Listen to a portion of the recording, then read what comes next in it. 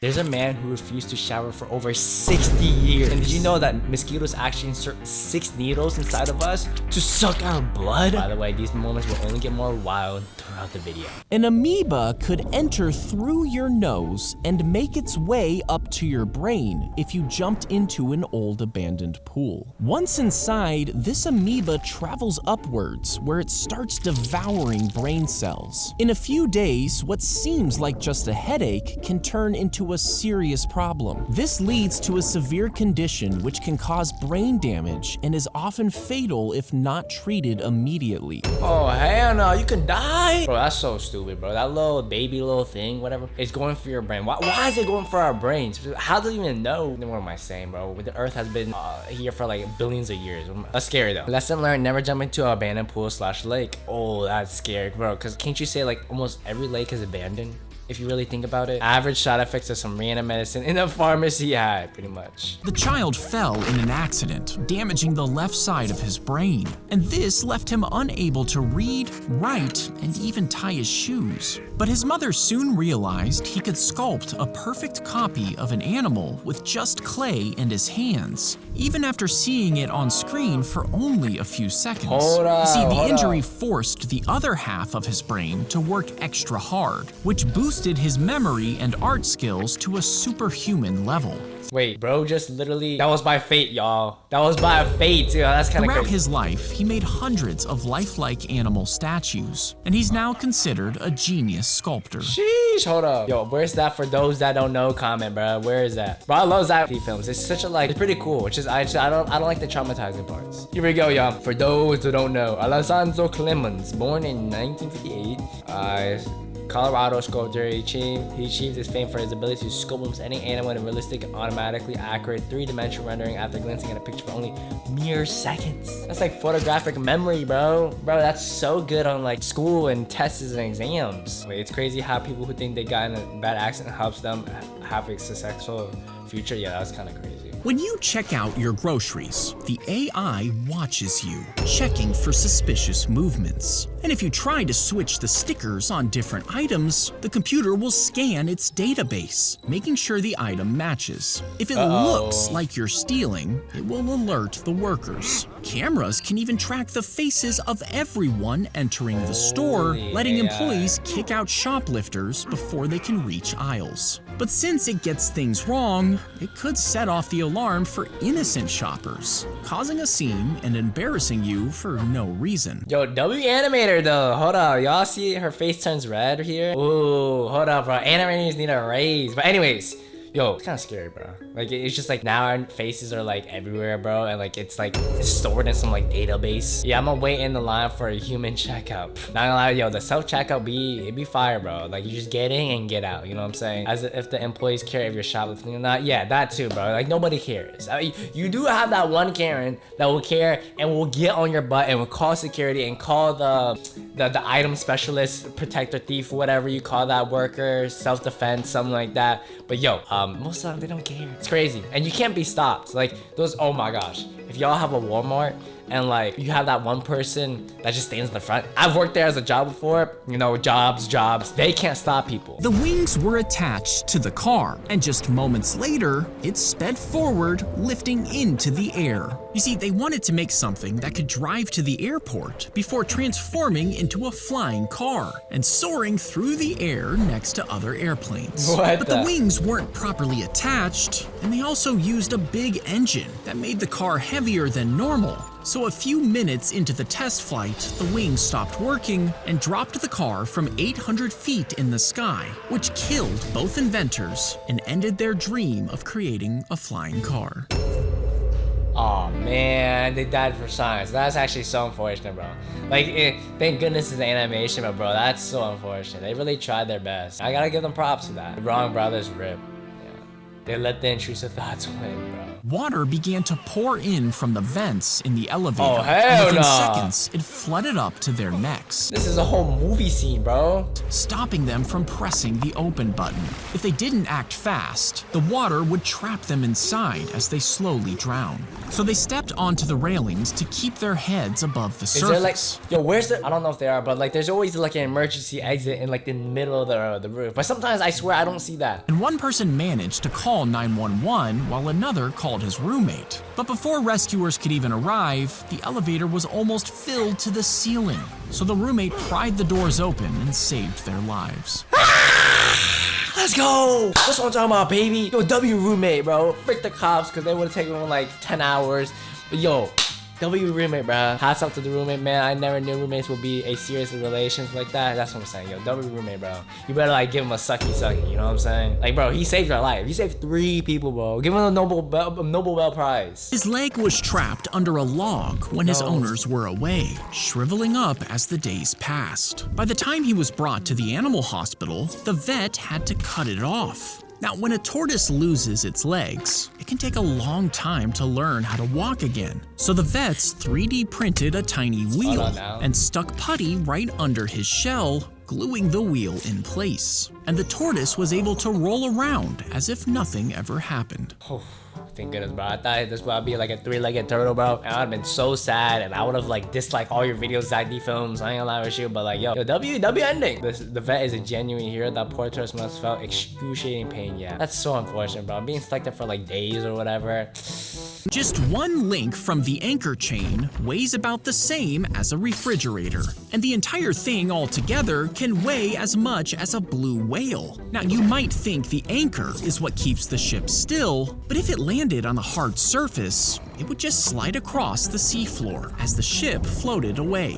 You see, the anchor isn't just dropped straight down. They stretch the chain flat for hundreds of feet before letting it curve back up to the ship.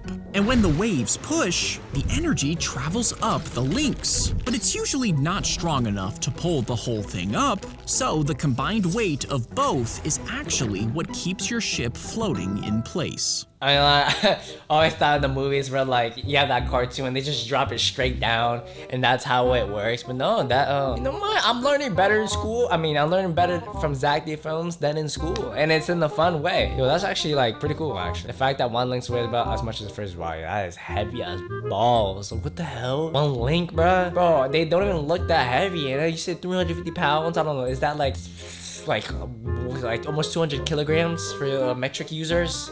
Jeez. If you drove fast towards a small lake, could you skip over the water before landing on the other side? Every boy's question. Let's get it. Let's see. Can we do this? But when you skip a stone, the speed keeps it on the surface of the water, while the low angle stops it from immediately plopping in. So if you were driving a car at 50 miles an hour, it would hit the water nose first, making it sink. But if you doubled the speed and added a special fuel tank to increase the engine power, the car could actually skim over the water, bouncing a few times before landing perfectly on the other side. Are you serious? This is like some, I don't know, James Bond or like some crazy like Fast and Furious movie. Yo, what? Yo, that's crazy. For like, bro, you gotta realize how heavy a car is. Red Bull needs to do it. That's what I'm saying, bro. Yo, Red Bull, test this immediately, bro. And also sponsor me, please.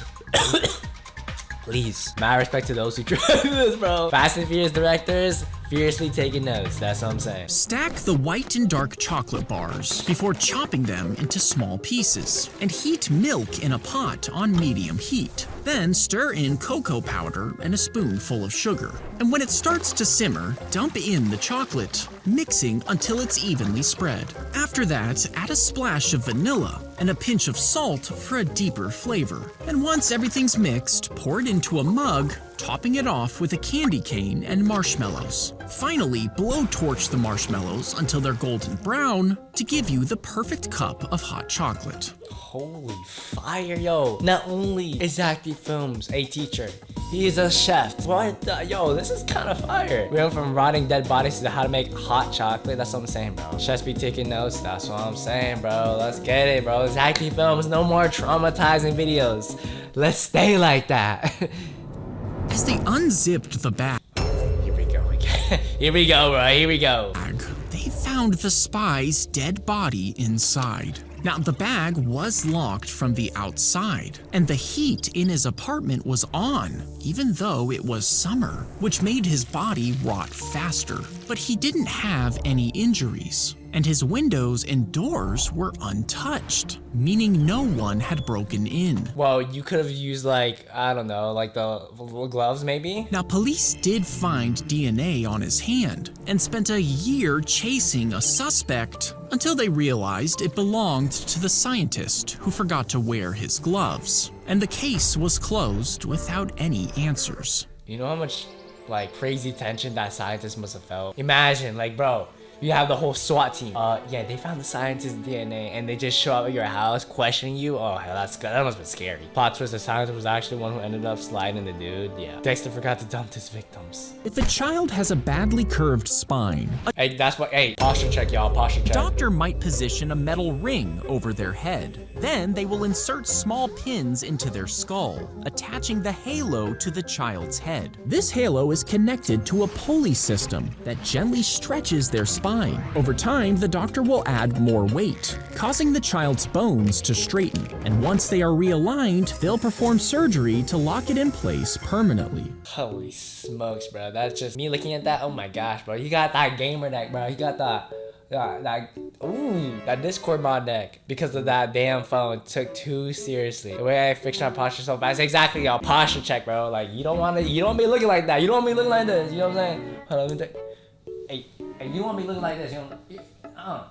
Posture check. The river would push the gates closed, and the angled doors would seal tight from the pressure, making the water rise on one side as it flowed. Now, if you tried to push the gate open again, the pressure would just make it impossible. But small flaps on the bottom of each gate could be opened, allowing water to flow through. And when the river was the same level on each side, the pressure evened out, meaning you could open the gates easily. Now, this ancient design is still used today in the Panama Canal, Hold on now. creating locks between sections of the canal that have different heights. When boats enter, they can be raised or lowered to the height of the next section before continuing their journey. But since these gates are so big, their weight started to destroy the hinges, which is why they were redesigned to be hollow, allowing them to float. Whoa, damn. The mosquito's lip folds Oh, you know what? Frick these mosquitoes, bro. I didn't even get into the video, bro. Frick these mosquitoes, bro. They just be sucking me, bro. and 6 thin needles slide out. Oh, hell no. Oh, yeah, this is crazy. 2 of them puncture the skin, while 2 more needles with sharp serrated edges spread your skin apart, holding the wound open. Then a 5th needle slides in, finds a blood vessel, pokes into it, and sucks your blood up through the tube. At the same time, a 6th needle drips saliva into the wound, which numbs the area so you don't feel anything until it's too late. Screw these mosquitoes, bro. Like, I actually screw mosquitoes. Mosquitoes are just animal surgeons that get their jobs replaced. That's what I'm saying, bro. Mosquitoes performing a whole surgery within seconds is crazy, bro. Also, frick mosquitoes, because what do they even do, bro? I'm sorry for my lack of knowledge, but they're just so annoying. Bro. If you jumped through one portal, you would fall out from the other one. And if you put them back to back, it would just feel like you're moving through normal space. But what if you pushed one into the other? Well, the portal has to go somewhere. So, as it enters the second one, the vanishing end would start coming out of itself again and again. Oh my gosh. And if you were halfway through it as it went in, it would break you apart until you became a jumbled mess of body parts. I knew that was about to happen, bro. Oh my goodness. I never thought portals be this bad, bro. Yeah. This is like some Rick and Morty stuff, bro. He bet money on when the man would die. If he died this is crazy gambling, bro. These sports bettors, bro. I'm telling you. within a month, the person in charge would win the money. If he died between 1 and 6 months, the stranger would get the money. And this betting wasn't rare. People across the city gambled on their dying neighbors and even their own family members. Even doctors joined in on the game. See, Yo, I mean, bro, doctors got it, bro. I know doctors have been made crazy bank. How much money they could make. But police started to investigate, and the game eventually stopped. Well, thank goodness. What kind of, yo, this is gambling too far, bro. Like, we already have gambling on, like, on saying, like, if who's gonna become the next president, or if the president said this sort of word, but now the deaths of our neighbors? You're crazy, bro. Bro, the doctors have, like, an unfair advantage, bro. Like, bro, I know doctors are just winning like crazy. The doctors, too, now they're just gonna let the patients die when they want. Who came with this? That's all I'm saying, bro. You could easily be like, I'm just gonna pull the plug and you're done. They filled a jar with an oily mix, added a fat wick, then lit it and launched it at enemy ships. Now this oily mix was called Greek fire, and when it broke on impact, it would spew outward in flaming drops. And these drops would spread across the deck, sticking to wood and rope. The mixture kept burning even on water, so the flames couldn't be put out. Each blob became another patch of fire, spreading across the ship. That's so broken, bro. I don't know how that works, but like I heard about it, like in the old Zack films, it didn't make sense, but now I guess not. I don't know. In Greece, it's called Yegor pier, meaning liquid fire. Also, specialists think it was a mix of sulfur oil and unknown third ingredient. Yeah. They pulled chunks of flesh from the mummy, then crushed it into a powder. Next, they added tree sap to create a smooth brown cream. The result was a paint called Mummy Brown, and painters used it for flesh tones, and it became incredibly popular. But when the paint makers ran out of mummies, their supply ran low and lost popularity, and eventually they stopped producing the paint. When artists discovered what it was made out of, they were horrified. One famous painter even buried his tube in the garden, out of respect for the dead, according to the legend.